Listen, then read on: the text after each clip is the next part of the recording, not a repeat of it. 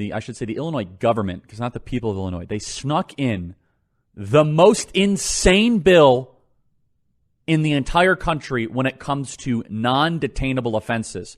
To help us unpack this is the mayor of a fabulous city, Orland Park. I've spent a lot of time in Orland Park.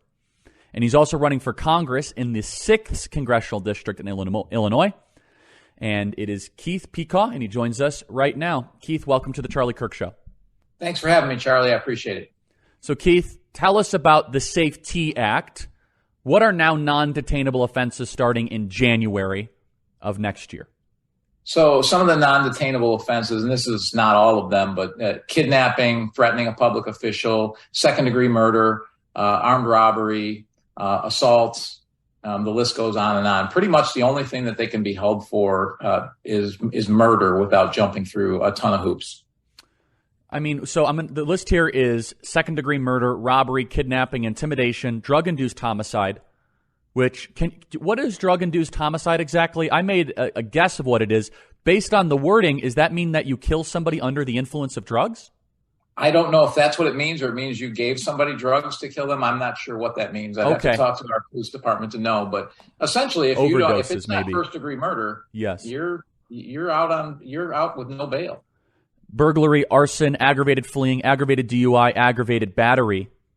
So, Mr. Mayor, was this done with a lot of debate and back and forth, or was this done rather quietly? This didn't receive the attention that it should have. This is the most dangerous, ludicrous, insane piece of legislation I have seen when it comes to crime ever. So what they did was it was a different bill number, and there were about 40,000 witness slips, as I recall, against it. We spoke against it. A lot of people spoke against it. And then they took that bill off the table, and then in the middle of the night, they reintroduced a new bill with a new number, so it has no witness slips, and it was literally in the middle of the night, like 3 a.m. They got 40 minutes to read it, and then they voted on it. And it was nearly, I think it was a 786-page bill, if I recall, but it was in that neighborhood in 40 minutes. But, I mean, crime is going up all across Illinois. It's going up in Chicago. I don't know if it's going up in Orland Park or not, but I'm hearing lots of reports that it's starting to go up in the collar counties and in the suburbs. And so now we have this bill, that's law, while crime is going up. What do everyday people in the suburbs of Chicago think about this? I mean, I can't imagine this is popular even with moderate Democrats. I don't think they really know, and I don't think it's popular. Here in Orland Park, we've been managed to buck the crime crime statistics and lowered crime for the last 5 years. The lowest has been in 27 years, but we're under incredible pressure from Cook County with Kim Foxx's policies, and this is Kim Foxx's policies on steroids. I mean, this is going to lead to everyone having to take the law into their own hands, because even worse than the bail issue is the fact that trespassing now becomes a shall issue a ticket. They cannot be arrested. An officer can't put their hands on a suspect, or it's a Fourth Amendment violation. So for anything that's trespassing, so someone can come live in your shed. They could camp out at your pool. They could camp out in your front yard. They could get into a business, and officers can't remove them. Well, now people are going to have to take that responsibility. How's that going to work out? So you're trying to tell me that if someone breaks into your home, the police cannot remove that person? So if they camp out in your garage, if they break the doors, then obviously it's breaking and entering, so then you can do something. But if they go camp out in your shed, or they decide to climb your pool, or they decide to pitch a tent in your front yard, or they walk into an open door in your garage and decide to camp out in there, and they're trespassing, that would be trespassing. They cannot arrest them. They're not allowed to lay their hands on them. They shall issue them a ticket. So that's what will happen. If somebody throws a rock through a window in a business, that's also a ticketable. There's other offenses as well that are tickets only. But somebody camps themselves out in a business and decides they won't leave, like in a bar. They're drunk and disorderly in a bar, and they're just trespassing. The officers won't be able to remove them. What could go wrong if they stay there for 2 more hours? I hope everyone in the national audience is listening very carefully to what you're saying. This is not some academic paper. This is not some op-ed. This is the law in the state of Illinois, effective in January, where if someone...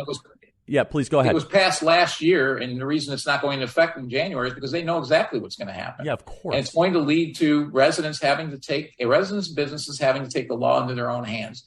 and that is not a recipe for a very civil society. No, that's Brazil, actually, and that's not a pleasant place to live. Brazil's a beautiful country, but if you have money in Brazil, you have armed guards and bulletproof cars, and you have a fenced-in gated community, and when the sun goes down, you're very careful where you go at night.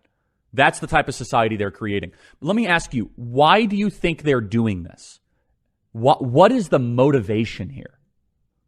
I can't understand why anyone who's sitting in public office would have this motivation. I mean, this is going to lead to anarchy, and I can't see where that's good for anyone. I'm sure we could follow the money. I did see something the other day that there's a lot of back end issues with regards to this particular law, because it requires body cams and some other things and doesn't fund it. But the expenses to handle all of that, there are legislators that are invested in the companies that, of course, that do that. So I'm sure if we followed the money trail, there'd be some of that involved. It is Illinois after all. I mean, it's incredible. So you're running for Congress. Tell us about your race and how people can support you. So I'm running in the Illinois 6th District, which is the southwest and west suburbs of Chicago. I'm running against incumbent Sean Casten. You can support me at keithpecaw.com. It's a seat that we are going to flip to take back the House. And even though it's in the suburbs of Chicago, they actually created a district that's actually very winnable. And we're planning on winning it. You can't find anyone further left than Sean Casten. He's as far left, actually further left than AOC. So people have a distinct choice here in Illinois. And hopefully they start making the right one, because that's we're at the precipice in Illinois, as you see with this law. I mean, it's bad. Mr. Mayor, thank you so much for joining us. Thank you very much for having me, Charlie. I appreciate it. Thanks.